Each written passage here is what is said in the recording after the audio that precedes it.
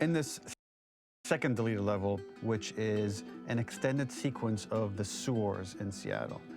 This comes on the heels of where Ellie goes into a building and she survives an attack by stalkers and gets thrown out of a window and gets swept away by the current. And then we cut this section that used to be there in the final game.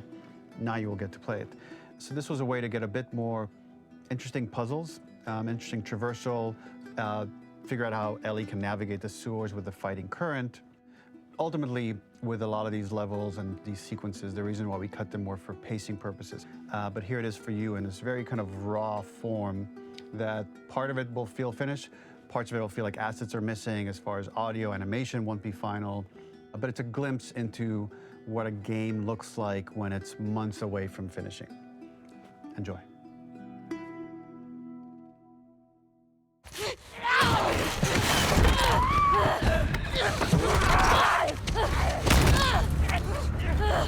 Get off of me!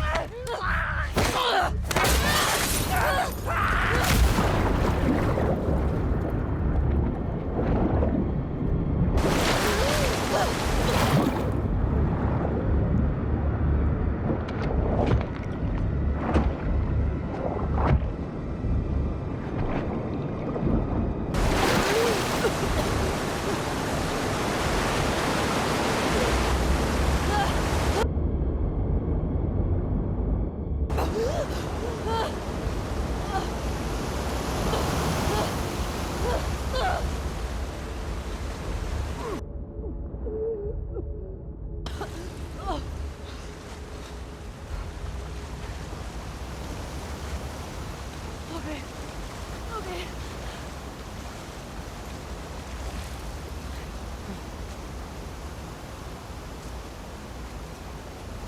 Fuck Seattle. Okay. Where the hell am I?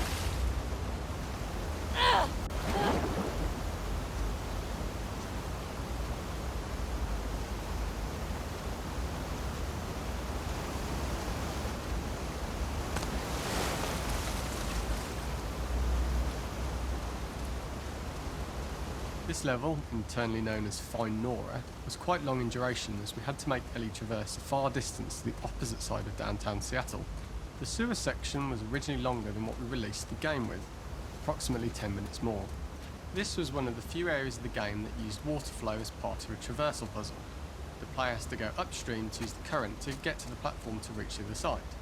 We mostly cut this mechanic game-wide, however it remained in essence in the section swimming to the aquarium as Ellie, when you were avoiding the waves.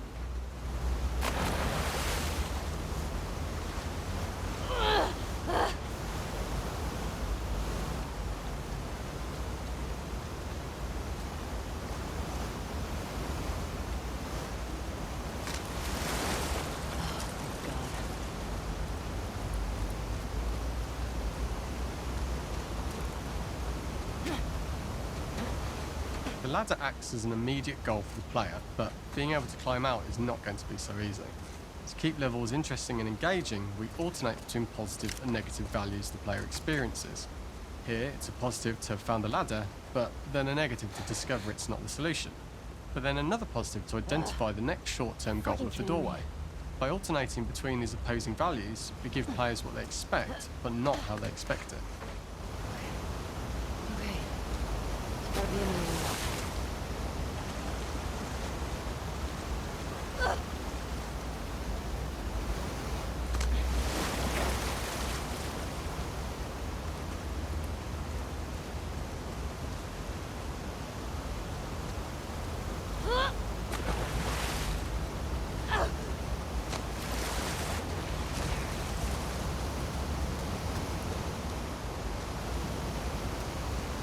When players reach the doorway and enter into the room, they are faced with a dead end. The real reason for this dead end room is that on the reversal, when exiting back out of the doorway, players are faced with the route onwards. A pipe that they'd not been able to see when they were swept past it on the way in, and something that was hidden from view when on the side platforms. The intention here being that the only option is to go off the standard path in order to search for a way out.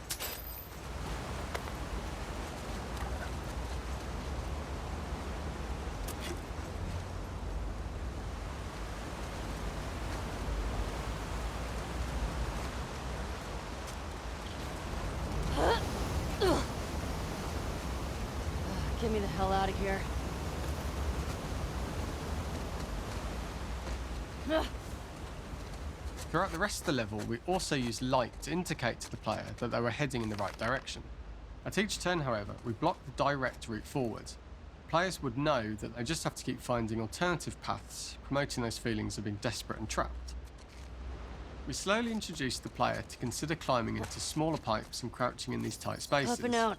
This is to slowly build up Keep to going up and out. encourage the player to climb into such a small pipe that they'd have to be crawling on their stomach, which is something that the player previously may not have recognised as a playable space, let alone the desired route they need to take.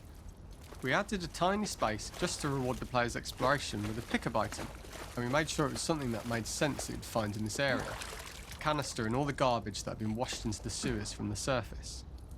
We loved the idea of making Ellie prone through a tiny dirty pipe in order to get out, as it was a great opportunity to use our prone mechanic.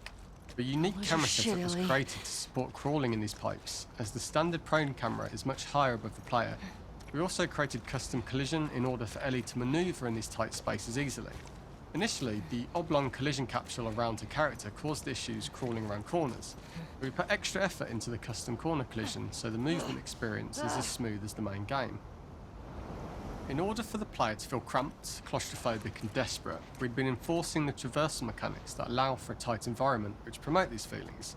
We introduced the use of the squeeze through so that we can keep the player feeling enclosed and tight, but without repeating the same geometry.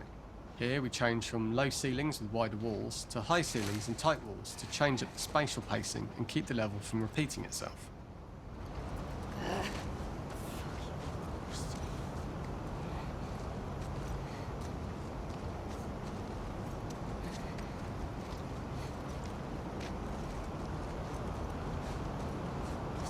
Shitty place to die.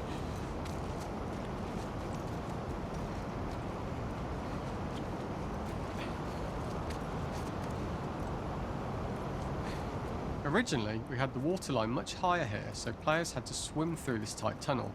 However, from watching user test feedback, it was occasionally causing people to discount the route entirely and turn back on themselves. So to avoid any risk of this happening in the final game, we present a lower water level so the tunnel is easy to see and commit to using. Although this isn't as impactful without the prone swim, it's the better decision as it means a smoother experience for the player with no backtracking frustration. We draw the player towards this pipe as it's seemingly the route out of the tight space. Fairly soon it's obvious that this path is blocked. If the player goes all the way up to the bars that block the path, they are rewarded with a pickup so this journey doesn't feel wasted. It was important to encourage the player to try to progress along this path so that they would subtly be thinking of progress in this direction. We hint to the player that there is a bigger, new space beyond this pipe by showing the player the waterfall. This helps players consider the other route where they don't know how far the tunnel is or whether they'd make it. As we surface from the water and over the crest of the slope, we reveal what is further in this tunnel. A clicker that has sprouted and the fungus has grown on the sides of the pipe. It was great to see people who user tested this area becoming increasingly worried as we forced the player to squeeze past the fungus and inches away from the clicker's face, all the time not being sure whether the clicker might be alive or attack them. Although we aren't as cruel as to force a clicker attack in such close proximity, we do have a payoff for this moment. This clicker momentarily turned into Joel to show Ellie's PTSD from what happened to Joel at the start of the game. Ultimately, we decided to save this moment for the farm level, as it was more impactful there because it could become the centrepiece of that experience. Whereas in the sewers, we weren't able to make it as much of a narrative point and give it the breathing room and reaction time that it deserves, given the tight space. Ah, oh shit! Ah.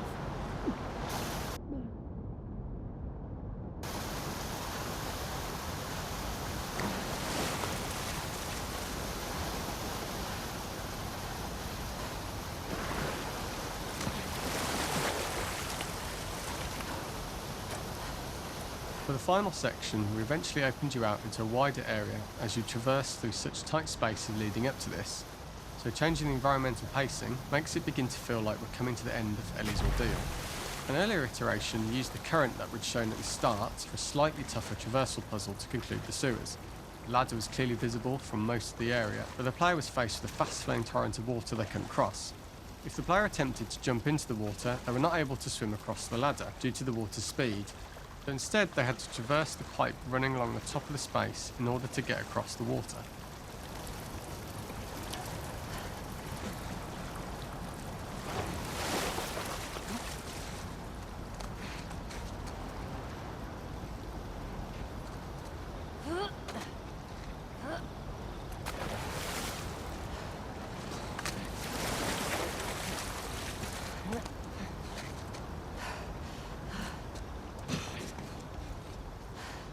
Using this pipe was retained in the iteration we shipped with, as it's the last of the extreme methods Ellie has to undergo in order to escape the sewers, and what she will go through in her pursuit of revenge.